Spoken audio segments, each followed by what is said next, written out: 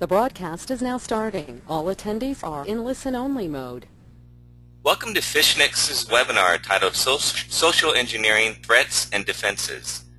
Social engineering, the art of manipulating people into divulging sensitive information, is at the root of many successful intrusions into corporate networks.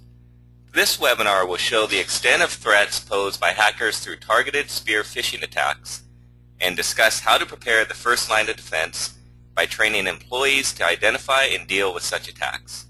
Today's presenters are Samir Shelke and Shane McDougall. Samir is the co-founder, Chief Operating Officer, and Chief Technology Officer of Algis Information Risk Services, a global information risk management services company that provides technology lifecycle services including strategy and design, control integration, sustenance and optimization services in the areas of information risk. Samir brings to the table over 18 years of extensive experience in the technology and information security industry. As the CEO, COO, and CTO of Algis, Samir is responsible for creation, engineering, and delivery of information risk management services to clients. Shane has been a professional social engineer since 1989 and has successfully penetrated the security of major banks, defense contractors, law firms, and other companies. He is a principal partner at Tactical Intelligence, a boutique information security consulting company, and was the winner of the DEFCON 19 Social Engineering Capture the Flag competition. If you have any questions, please send them via the questions function in GoToWebinar and we will address them at the end of the session. If you'd like a copy of the presentation, please send an email directly to Samir and Shane. Their contact information will be given at the end. Thank you, Shane and Samir, for presenting, and I'll turn the webinar over to you now.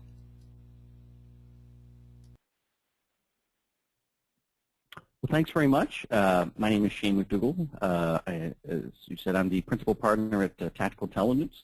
I've known the guys from Algis for a few years, so I'm very happy to be working with them under this new strategic alliance. And today's webinar, as you said, was social engineering threats, which is something I know and love talking about. So let's get going. And I apologize for the slide deck. Everything was working fine, but today it's kind of all squinchy looking, so you have to bear with me. But a little bit about me, like you said, I've been in the trenches since 1989. I've performed over 70 social engineering engagements with 100% success rate. And when I say 100% success rate, that doesn't necessarily mean that every single person I've gotten on the phone has fallen for my pretext. What it does mean, though, is at some point, someone within the company did. I now do a full-time corporate intelligence gathering and social engineering engagements, often as part of doing reputation management tasks. As you said, I won the Black Badge at the DEFCON 19, and prior year in DEFCON 18, I placed third in the social engineering Capture the Flag. In that competition, I actually successfully social engineered my target company's InfoSec team.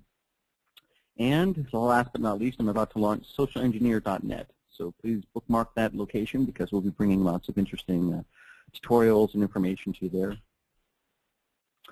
So before we really get going, I want to kind of define what social engineering is, because there's quite a few different definitions for what social engineering is. And my definition of social engineering is that it is an interpersonal interaction where an attacker manipulates the victim into giving up information or performing a task that is in the attacker's best interest, but usually isn't in the target's best interest. So, for example, phishing is not social engineering, and because there's no social interaction, it's interpersonal communication. You know, if there's no social component, it's not social engineering. So why are we here on a phishing webinar? Well, phishing are the top method used by social engineers to complete their attacks. It's devastatingly effective, very easy to do, and unless a company really has defenses in place, policies and procedures and testing, equipment, that sort of thing, you really face a serious risk.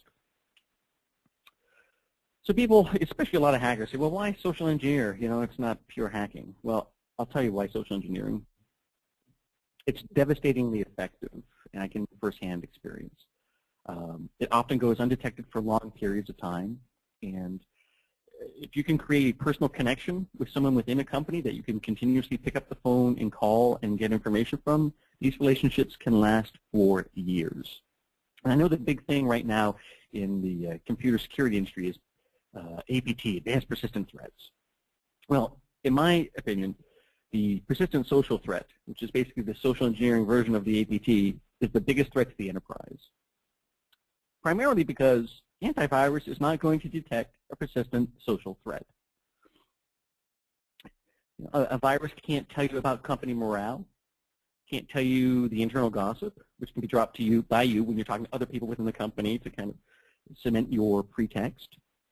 And more importantly, a virus can't escalate their trust of you to another person. And also, pretty important is that somebody who's been a leak, someone who's been your target of the social engineering attack, probably won't stand up and identify themselves if and when the leak is detected. You know, they probably stop talking to the hacker, but they really won't identify themselves. So if you're going to catch somebody, it's usually going to be the logs that will catch the hacker or the victim, and that's usually when somebody launches malware or something like that. And one thing I've really noticed that's is that across the industry, when people do start to suspect that there's been a social engineering attack, what are the things that they send out? They send out warnings that say, don't run software. You know, we'll never ask for your password or personal information in person, on the phone, or an email. And we'll never ask you to install software over the phone, that sort of thing. But the thing that I've never, ever, ever seen anybody talk about is, don't talk to strangers. Seems kind of basic, but it's the most important. It's the most important part of alerting people about the social engineering attack. But we seem to, for whatever reason, ignore that part. We always talk about hardware, software, passwords, but just talking to people is a huge risk in and of itself, and you'll find out soon why. So when somebody's about to target your company, the first thing they will do, or most social engineers that have some experience, is they'll create a dossier. And the dossier is really the key to a hacker's success when it comes to a social engineering attack. And it is basically an attacker's map to your company. With the proper groundwork, they're going to be able to create their own social APT, the PST as I call it. And if it's done properly, you're never going to know that it's happening right under your nose. So to do a dossier, to create an effective dossier, most hackers will spend anywhere from a week to several weeks really just picking every edge of the internet.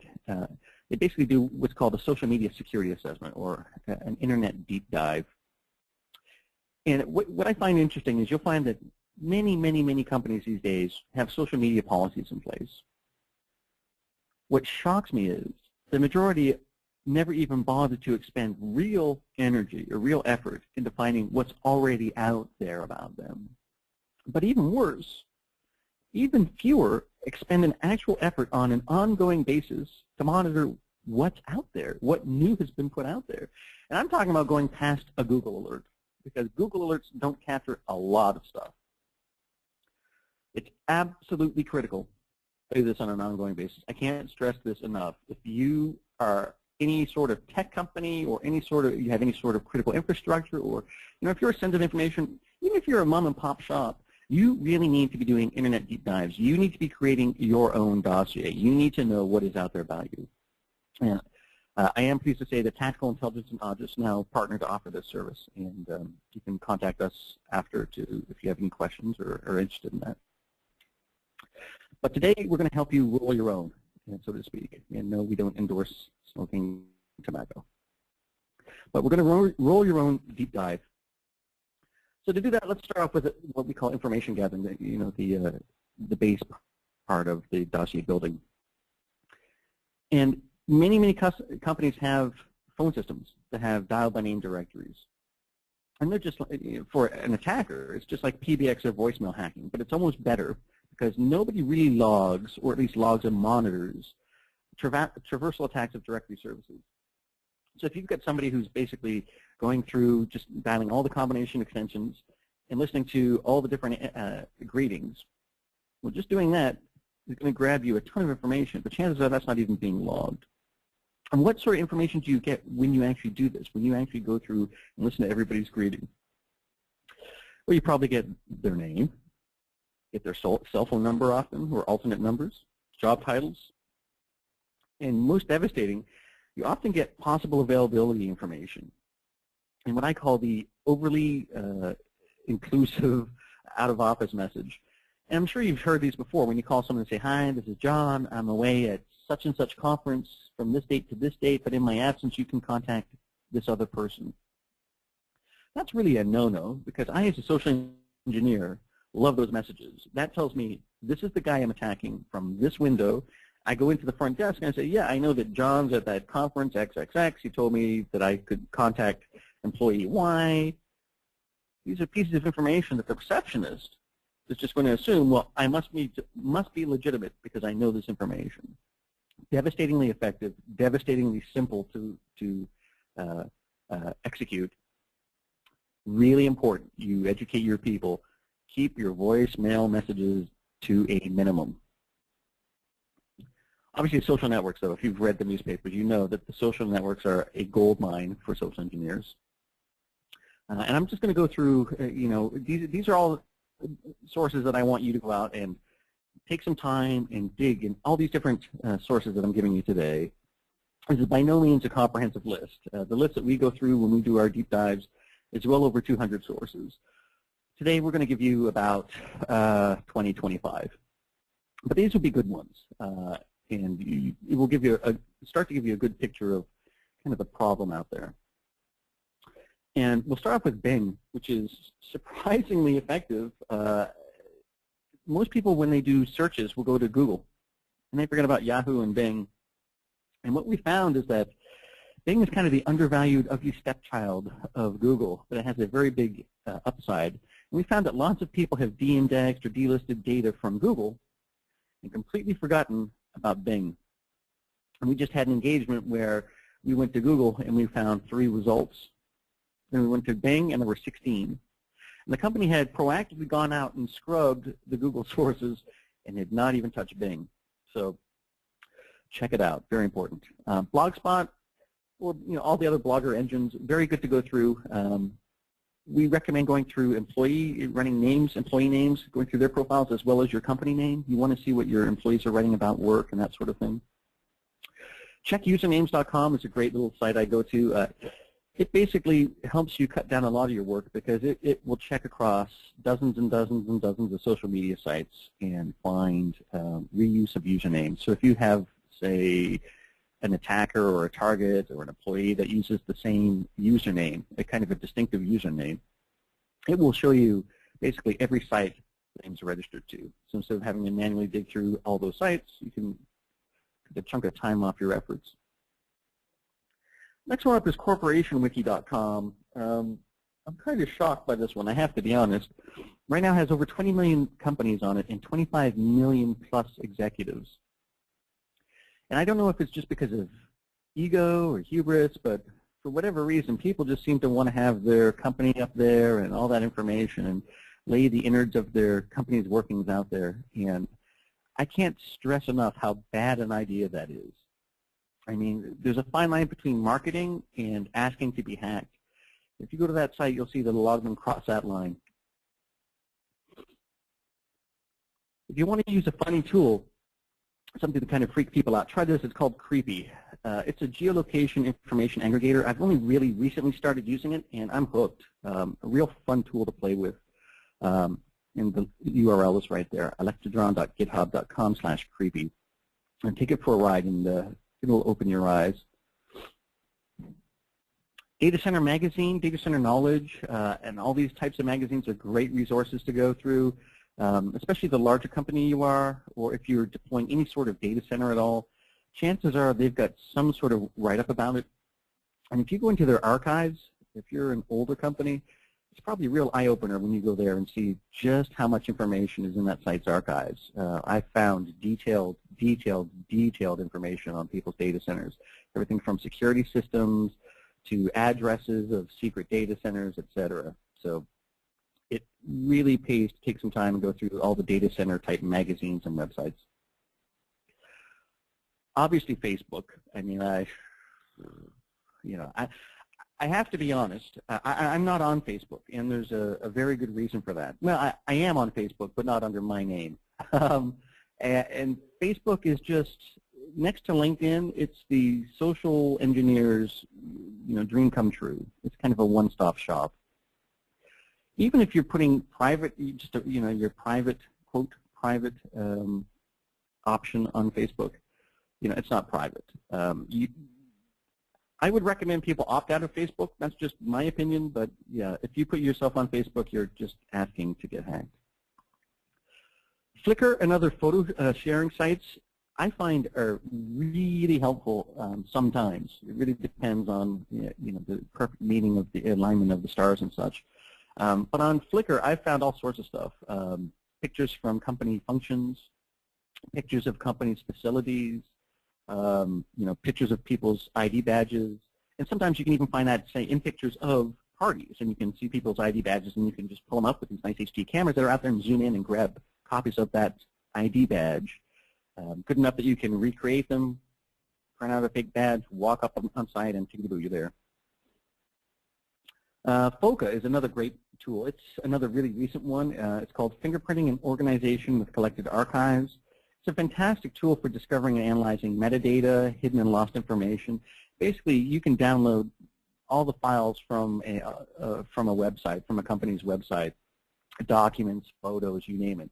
And FOCA will essentially go through and just grab every sort of meta tag and metadata that it can find. And you'd be amazed at how much of your company's information will leak that way. It's interesting how many people put out documents all the time on the web, PDFs and photographs and that sort of thing, and they never scrub it for metadata. And that metadata stuff will give you everything from usernames to, technology types to, people's names, positions, etc. It's a really scary tool. So FOCA, have some fun with that.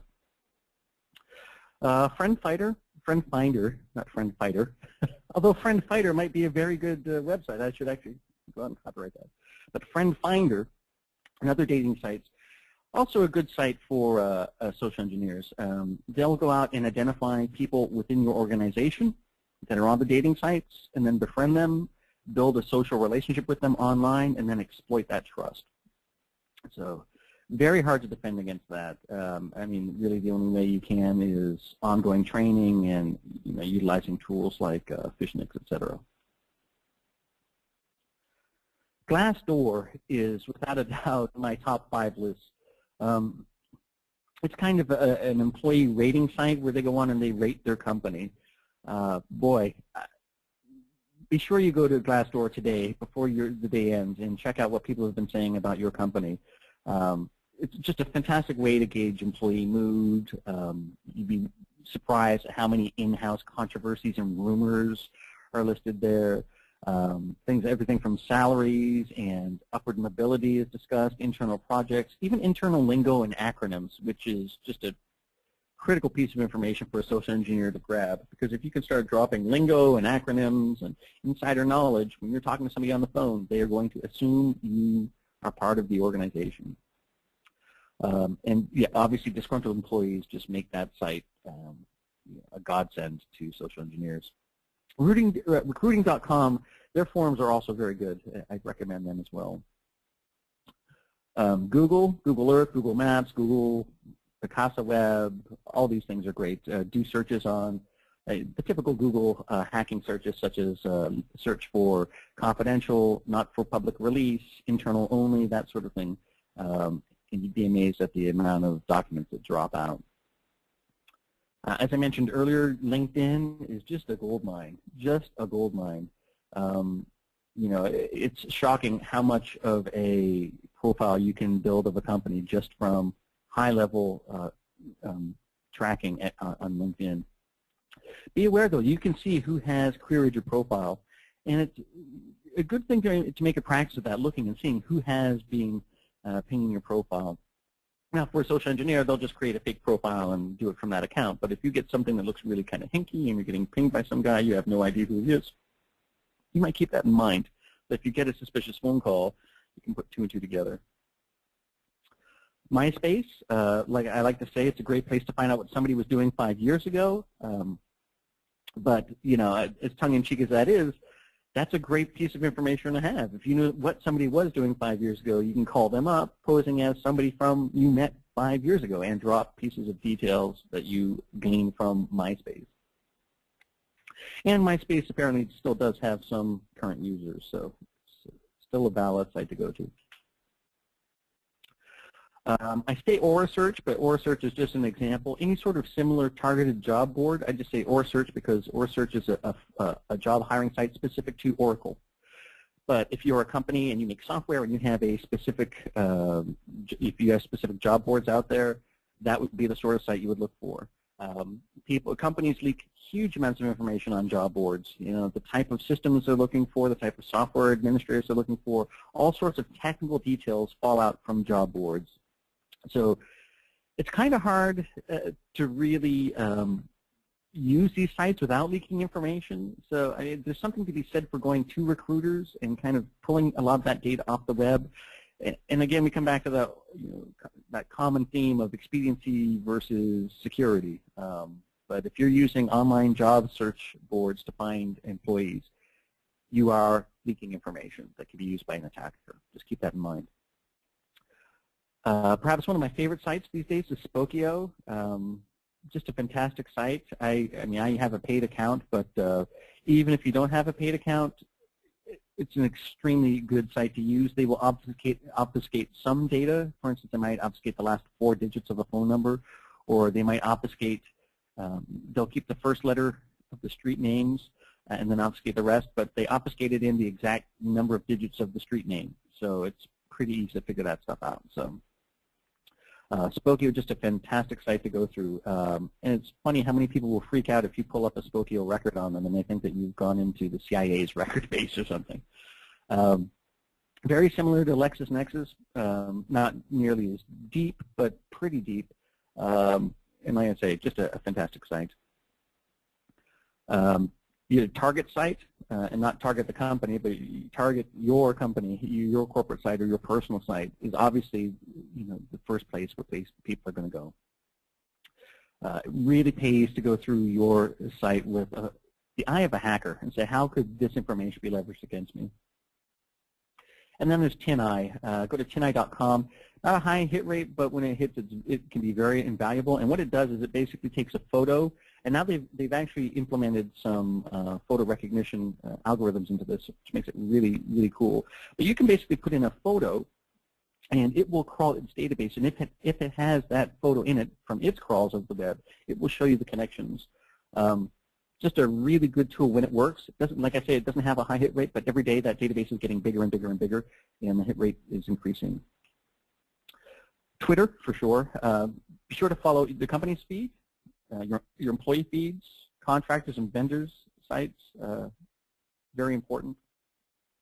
And then vendor sites, your vendors. I can't emphasize this enough, because the bigger the company you are, the higher the probability you can use as a case study, and I'll come to that in a bit. Obviously, satellite mapping and imagery is something we use on our attacks as well. It allows an attacker to get to see your physical layout of your target site and do a detailed survey of the facility. Google Street Maps, also a great example. If you see a secured facility with employee parking and a separate visitor parking area, that gives you an idea of how many employees you can expect to see and how frequently they get visitors.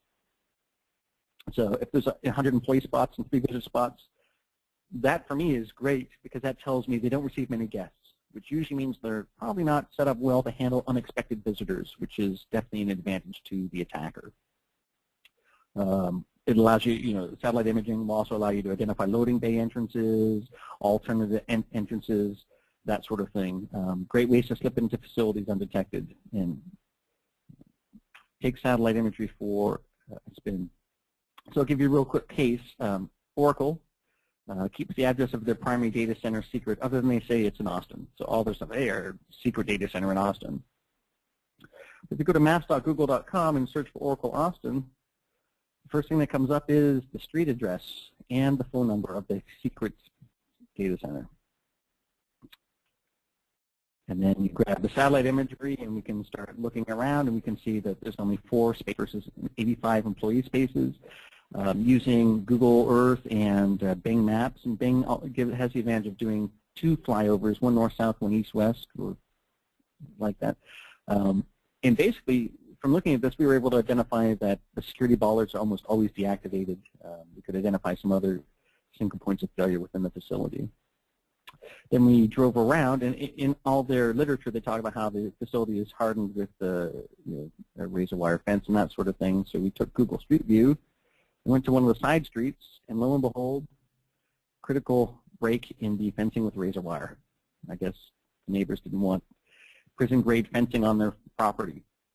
So as you can see, just taking a few minutes online on Google Earth, or Bing Maps, and Street View, and looking around, you can find all sorts of interesting things about a target company. So creating the social APT, or as I call it, the persistent social threat. And to create the PSD, hackers will basically profile specific people within the company. They're ideally going to go for one or two departments, preferably geographically disparate in case one of them gets compromised. I mean, you don't want to pick two departments that sit next to each other, so one guy hangs up and says, well, that was just a really weird call. I think we're getting hacked. And the guy right across from him hears that. That really doesn't help your chances as an attacker. So chances are they'll be geographically separated. And they're going to identify the people with fairly active social profiles. And with this information, they're going to be able to fill in lots of blanks within the department. And I want you to do this as an exercise within the next week, because I promise you it will really open your eyes. If you're any sort of a mid-sized to larger company, this will really open your eyes. Well, even a smaller company especially. But I want you to spend 60 minutes on LinkedIn and try and recreate as much of your company's structure as possible. And obviously it doesn't have to be some fantastic looking diagram, but try and find out projects they're working on, where hardware they're familiar with, other people within the department. And you will see that after spending an hour on LinkedIn, the amount of information that you and your company bleeds is shocking. And look at that from both your perspective, as a hacker's perspective, and also as a competitor's perspective, because that will really kind of open your eyes. So common social connections that hackers will make to exploit these quote relationships will be school, composed as alumni, or they may be alumni, common neighborhoods, sports teams, hobbies, work histories, dating sites, religion, etc. Now, as I said earlier, vendors are very weak link, and every time I do a social media security assessment, I really focus on vendors a lot because they are real critical weaknesses. And if you're a big company, chances are some of your vendors have used you as a case study or a reference. And it is amazing the amount of detail that some vendors leak. We've seen secret data center addresses leak. We've seen technical data leak. And when I say technical data, I'm talking stuff about badge information, everything from the number of bits to facility codes to finding out that the card in one center will work at the company, every single site of that company around the world. Information like that that's really, really helpful to an attacker. So make sure you check the vendors. But perhaps the biggest threat from vendors is that they're really ideal targets for push polling. You know, you call up your antivirus or your security appliance vendor, and the hacker says, "Well, hey, I'm the new company technical contact, and just calling to check the status of our licenses and investigate upgrading all of our hardware and software." Well, I'll tell you what. If those sales guys smell money for a second, they will leak information like a sieve. So very, very important that you contact your vendors, especially your security vendors, but anybody, all your tech vendors, and let them know that this is the specific person that you will receive calls from, nobody else. And if there's a change, you will receive a call from this person, human resources. But to report any other calls from anybody else to you, and don't say anything to anybody else. Very, very important. Because I can't tell you, I mean, the vendors have been such a godsend to me in so many attacks, it's not funny. Now, even just standing in your lobby or sitting waiting, it's amazing the amount of information about a company you can pick just from sitting there. The lobby is often very indicative of business mood in general. If it's busy, there's probably lots of business. If people are stressed or frowning, well, it's probably not a good indicator. Welcome visitor signs are also kind of this disturbing trend. I'm sure you've seen this in lobbies across America where you walk in and it says, hey, today we have visitors from the following companies, and it lists the visitor names, the company name and the visitor names, which is just an incredibly bad idea. I mean, sure, it might make your clients feel good for 5 seconds, but the reality is you just leaked out information of who you're in discussions with, and you leaked those names. So I can use that information as an attacker. to pose as somebody from that company. Even more strange are the sign-in sheets. And I don't know how these things are still hanging around. A lot of companies are finally understanding that the sign-in sheet is a bad idea, or everybody needs an individual sign-in sheet. But the communal sign-in sheet still exists in large numbers across America. And what does a sign-in sheet usually have? Well, it has the visitor's name, the company they're with, who they're visiting, and the time that they're there. That information alone, from a competitive information gathering perspective, is worth its weight in gold. I mean, I just can't stress that enough. You don't want to be giving that information out to everybody. And then you sit down in the waiting room, and what do? You pick up a magazine, and chances are on the magazine, a lot of them will still have labels on them. And on the labels, you get somebody's name, their position, often their home address. More information that can be leveraged in an attack. So very important that you kind of rip off magazine labels before those things go out there.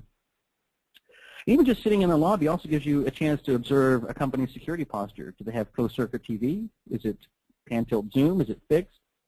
Do they have cards being used, biometrics? Do they have guards? Are people piggybacking successfully? And that's all really good information for a social engineer to launch an attack. So I've given you all these things to look at, but in my opinion, the guys you really need to secure in the company, and it's not your help desk, although you really do need to talk to your help desk. And if your people answering the phones, your receptionist, your help desk, your support desk, if they don't have documented procedures how to deal with unusual calls, you need to get that in place ASAP and make it so it escalates to your security people. Because it's really important that you tell people this too. If their spidey sense starts tingling, if they get that feeling, that sixth sense that something's not right about a phone call, tell them to act on it, because there's a reason we have intuition. If it feels wrong, there's a reason it feels wrong, and that's because somebody's trying to game you. So very important. Make sure everybody has an escalation procedure in place, and tell them not to hesitate to act on that. Hey, if you dump a hacker, or let's say you accidentally dump a legitimate caller, they'll call back. You can always just explain away that you got dropped on the phone or what have you. But in my opinion, the best targets in a company to target are the sales personnel. Just the exact same reason that we went to vendors, is that sales people are easily manipulated with a hint of a sale. And not only that, technologically, most companies will give great leeway to your salespeople in the field so that their machines are more likely to be secured, I'm using the quote signs, against loss, right? So they have encrypted drives, et cetera. But you'll find many salespeople also have exceptions to corporate surfing rules. So they're allowed to tunnel into application gateways to give demos, et cetera. They're often usually configured for people that work from home offices, which makes them easier to attack physically. Wireless, dumpster diving. And how many of your salespeople just connect to wireless networks while they're, say, at airports or in hotels or what have you? They're on the road. If they don't have a VPN solution, you need to get that in place ASAP. Because when I'm on a social engineering gig, I attack the sales guys, and I'll even go on the road if I know where a sales guy is going to be. I'll go on the road to target him, to follow him, to track him, so I can compromise his machine, and even their home machine. So we've just scratched the surface. Most of my deep dives in social engineering attacks, like I said, take weeks to prepare for. This is really, I've given you about a week's worth of work to go do. But how do you defend yourself? Well, preparation. You really need to do a security assessment. Do one at least yourself. If you're a larger organization, it's important that you get somebody who has the tools and the ability to do that, and that's where Tactical Intelligence and Aegis, we've partnered to offer these services. Very important. Awareness, training, very important. You want your awareness up to identify bad actors, so you want to go out on the web and find out who your enemies are, who your opponents are, somebody attacking your company. You want to recognize attacks as they happen. And then training, really important. In effective social engineering, training needs to be customized to your environment, must be ongoing, must be effective, must be trackable, and must be scoreable. And that's why I really like Aegis's solution of Phishnix. I mean, I think it's just a fantastic implementation that a company can roll out really quickly, very affordable, and just devastatingly effective in ongoing training. And I stress that. You can't just have a once-a-year awareness session with your people, because people will forget. It needs to be ongoing. So before I hand it off to Samir, I just want to say, here's my email address, shane@tacticalintelligence.org. You can go to my website, tacticalintelligence.org, or if you want to get a hold of me, contact me via your AUGIS representative. And you can also get me at 877-499-8228. Thank you very much for having me. I'm going to hop over to, I guess it's Samir, right? Oops, I'm not going to mute Shamir. How do I do this? Change presenter. Wink.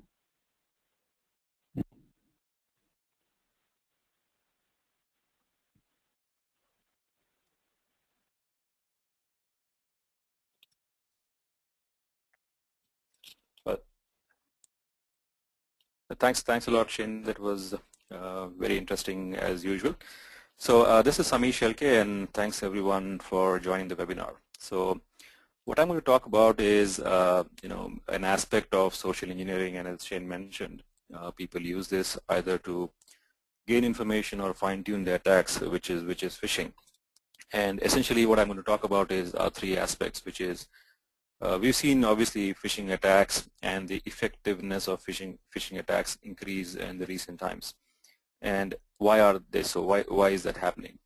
In our opinion, there are three reasons for that. One is people are now using phishing attacks in a targeted mode, what we call as a spear phishing attacks. It attacks the weakest link. And we've said this in the security community all along, that people are the weakest links, and phishing or social engineering essentially is attacking that weakest link. And finally, the whole CSM space, which is the cloud, social, and mobile space, is essentially driving a very different behavior of attacks and very different behavior of targets against phishing attacks. And that's what I intend to discuss in the next few minutes as we think through this situation. So target attacks, spear phishing attacks, and all of us have seen multiple examples of that. Fundamentally, of course, as you see in the bottom of the chart there has been an exponential rise of phishing attacks. And obviously, so because the attackers are finding it an extremely effective way to initiate or close out on attacks on targets. We also seen the attack on RSA, which is possibly one of the largest one against a security technology firm. And it's well published about how phishing played an extremely important role in that attack. Symantec also talked about a recent attack on specific companies, and what I find interesting about that attack is that it used the dual model of attacks, which is one, a generic phishing attack, which is trying to get generic information, as well as something very specific, which is targeting specific users with specific information. So that they are able to they fall for the attack and reveal a lot more information. So very clearly, spear phishing is on the rise, and it is being used as a mechanism of exploiting specific weaknesses in company security postures. So more than generic, it's spear phishing, which is causing a lot of concern. The CSM space, the cloud, social, and mobile space, is something which is obviously all of us are embracing right now. We are using a cloud technology to deliver this webinar to you, and several of you possibly would be using mobile devices to access this information. And we did use LinkedIn, and we did use Twitter for talking about this webinar as well. So it's something which is a part of our life. There's obviously no going back on this phenomenon. The CSM is here to stay. In fact, businesses are using them in a big way to conduct business on the internet. And obviously, this is leading to a lot of issues around social engineering attacks, any kind of attacks, and specifically on phishing attacks as well.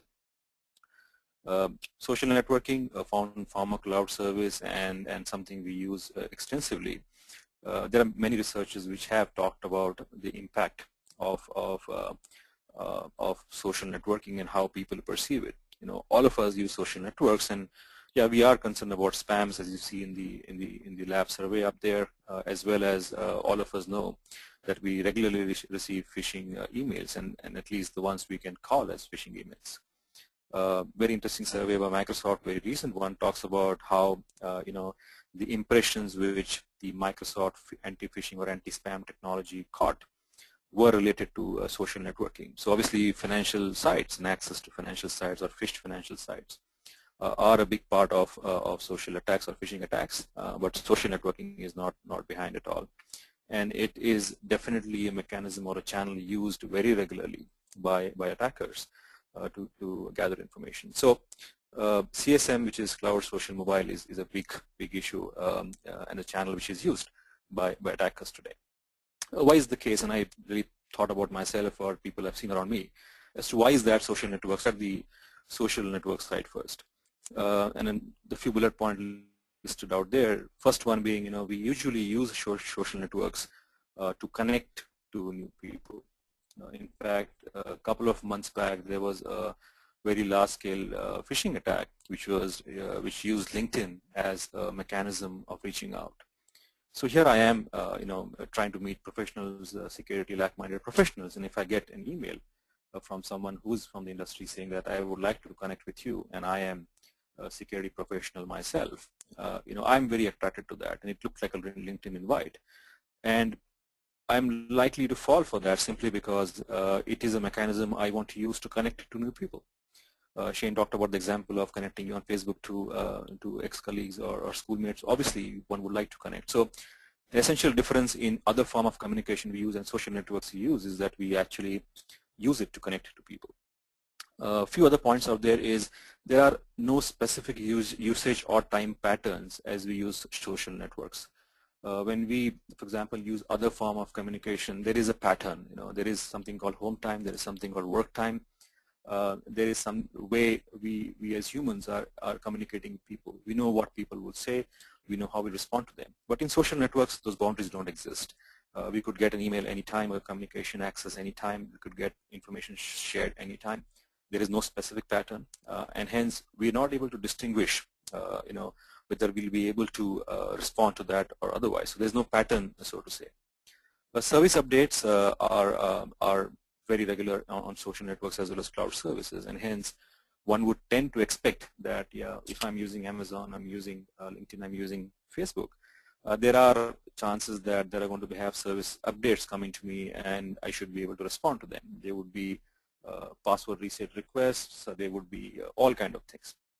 And I'm expecting those kind of communications to come to me, which is not the case in an enterprise environment. It's at least controlled, so to say. I also expect a lot of new features and application options, and those things keep coming at me saying, here is a new application you can use to access Facebook. This is a new way you can do that. And one would expect these new applications and people talking about the applications, and hence, one would expect those kind of emails to respond to those emails. I also find that some users are very conscious about the time they spend on social networks. And if, for example, you're using in the office, on the office time, or using that time to access your social network, you're very conscious about the time you spent on that, and hence one would like to do that very quickly and get done with whatever we're doing, and hence that haste is definitely a cause of concern, which might be something a hacker can exploit, and we could fall for that, so to say. If you switch on the discussion on the mobile side, obviously there are issues such as the compact interface and the smaller footprint, which I'll talk about in the next slide. But a few other things are gesture input. Obviously that's a huge advance in technology, and we all love it and we use that. Unfortunately, gesture input, especially on the move, is not as easy to use as a computer mouse or a keyboard would be, and hence that could be a big issue as well. So gesture input may actually help, may cause us to react to certain emails in different way. We may actually click on the wrong places and so on and so forth. Network latency issues, which are, you did click on something and you try to re-click on something and something else get clicked, is very common things to happen as well. I don't know how many of you face this problem, but especially mobile phones and iPhones are used by kids and family quite a lot. And in fact, a couple of days back, I had an experience with my friend who has an iPhone, and his kid tends to use that to play games. And he found himself that a lot of applications were downloaded because the child kept saying yes to all the icons he got. So obviously, it's much less controllable than a laptop or any other form of a device. and hence what mail you get and what you click on is something which you really can't control. Multitasking on mobile OSs is obviously a great feature to have, but again, that has its own issues because a lot of processes, especially on Android applications, continue to run in the background, and something which we possibly are not prepared for, and we never know what kind of communication channel starts, what we clicked on, and how it moved forward. So I think those are the couple of points come to mind, which sort of are things, are behavior patterns, are patterns of the service or the device, which a phishing attacker would tend to use, and that's what is causing the big difference.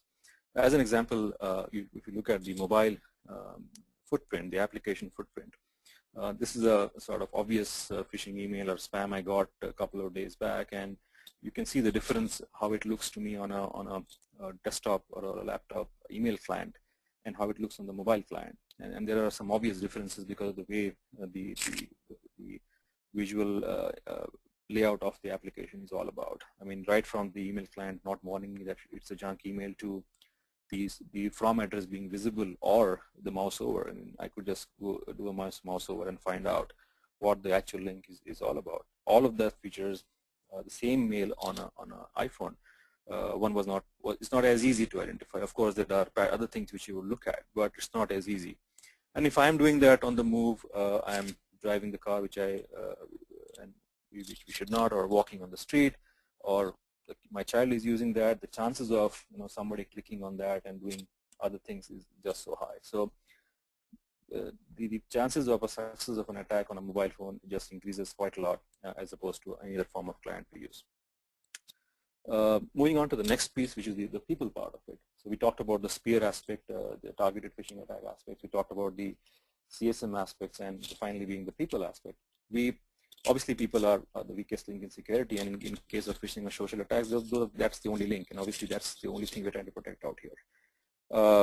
Generally we do have an issue with people responding to attacks or preparing themselves for attacks because of the way we as humans react to it.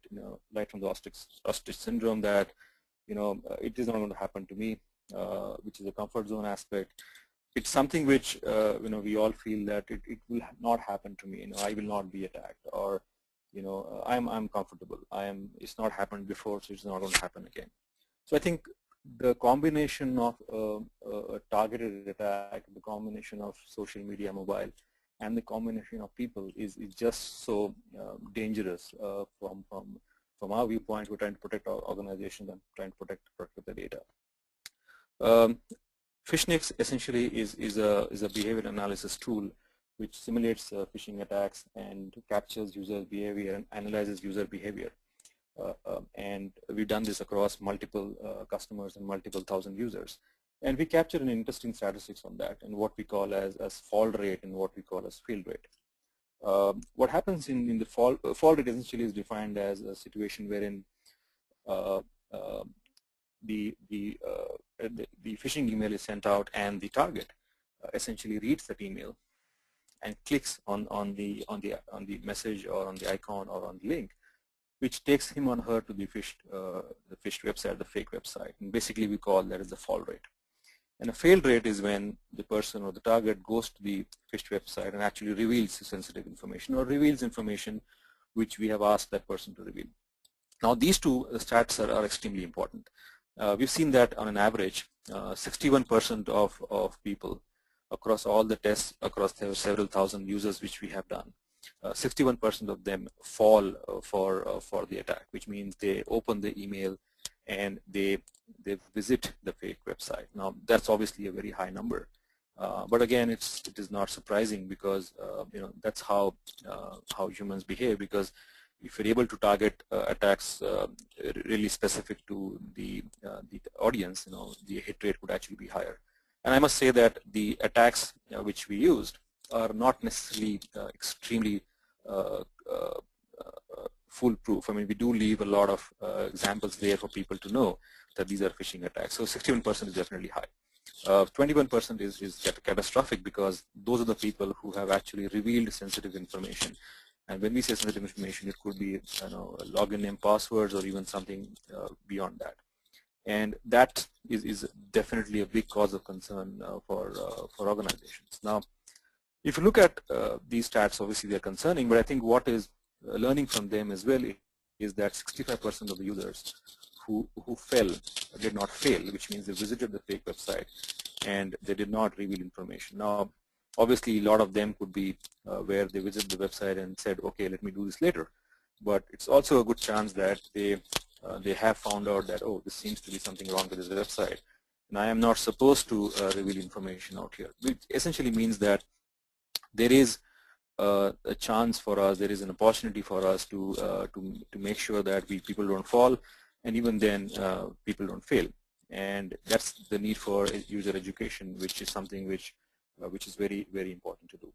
Now, anti-phishing technologies or anti-phishing security postures would obviously be a combination of process, technology, and people, and all of those put in place the control posture we have in place. However, the most common one and the most effective one we have is to educate people on what are phishing attacks and how is that we should not fall for phishing attacks. So how do we treat those kind of attacks, and hence that user education is what is very important, and that's the control posture we keep using all the time. So to summarize, what Phishnix essentially does is a tool which helps behavioral analysis of users, internal users against phishing attacks. It can be used to understand the readiness of our user base. It can be used to benchmark the posture against industry best practice, like the fall rate and the fail rate.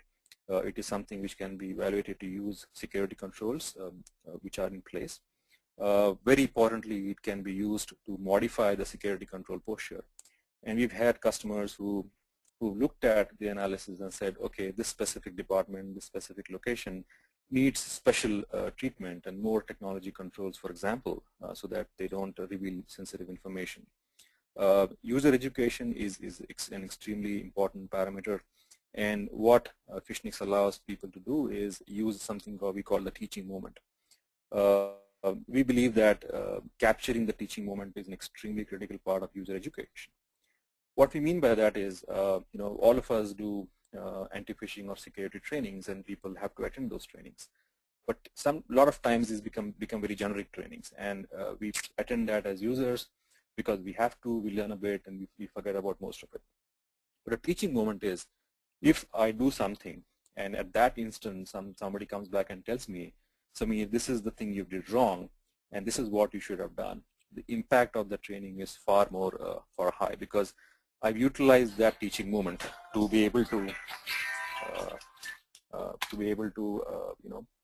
get that specific impact on what I need to learn. Obviously, the whole Phishnix analysis, user analysis, can be used to assess the entire security posture and do a program around the security control posture we have for phishing. And we could do running programs, we could do tests which are repetitive tests or different types, different ways, and hence keep the posture running all the time. So conclude, the Phishnix is a simple scalable architecture.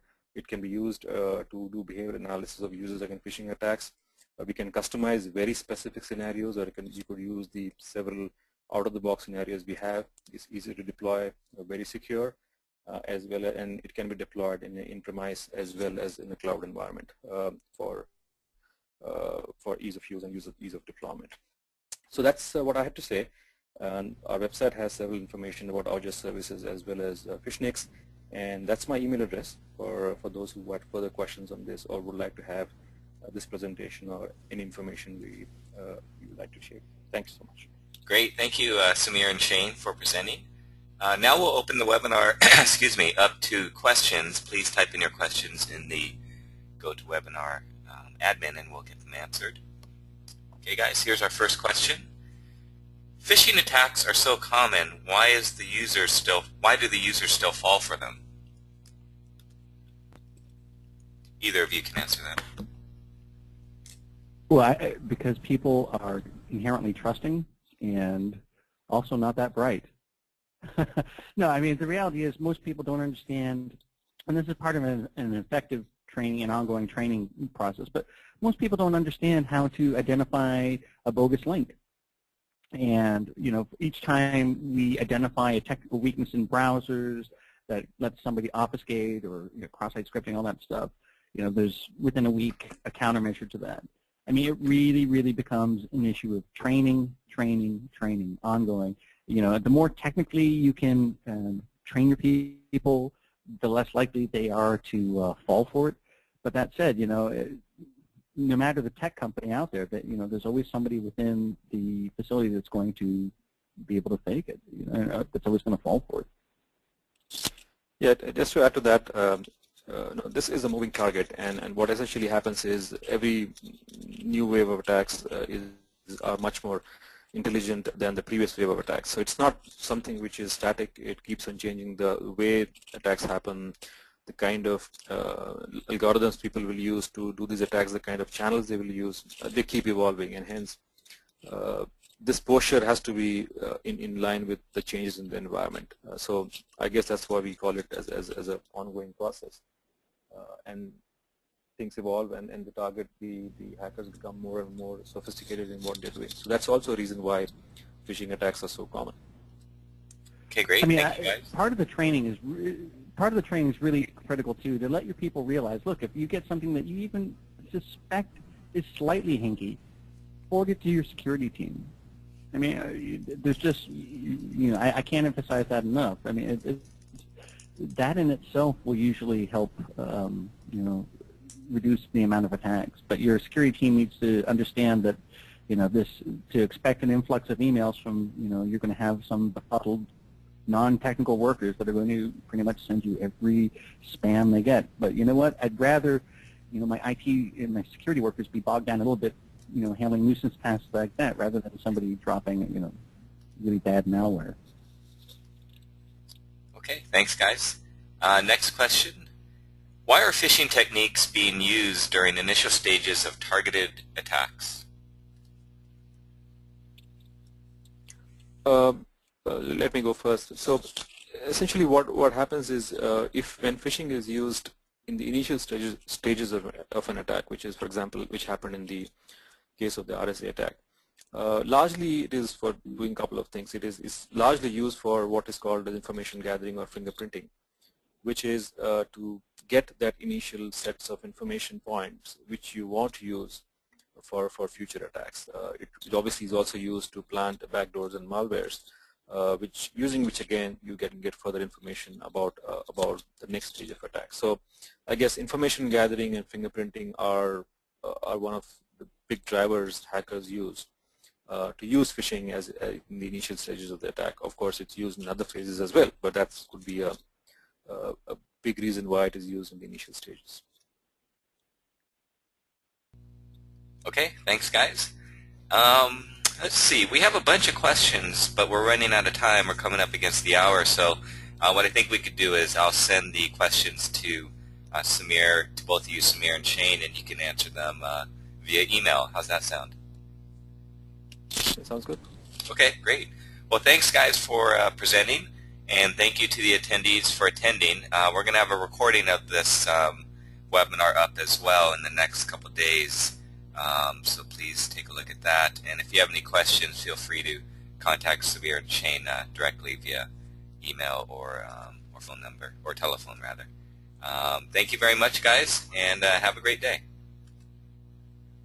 Thank you.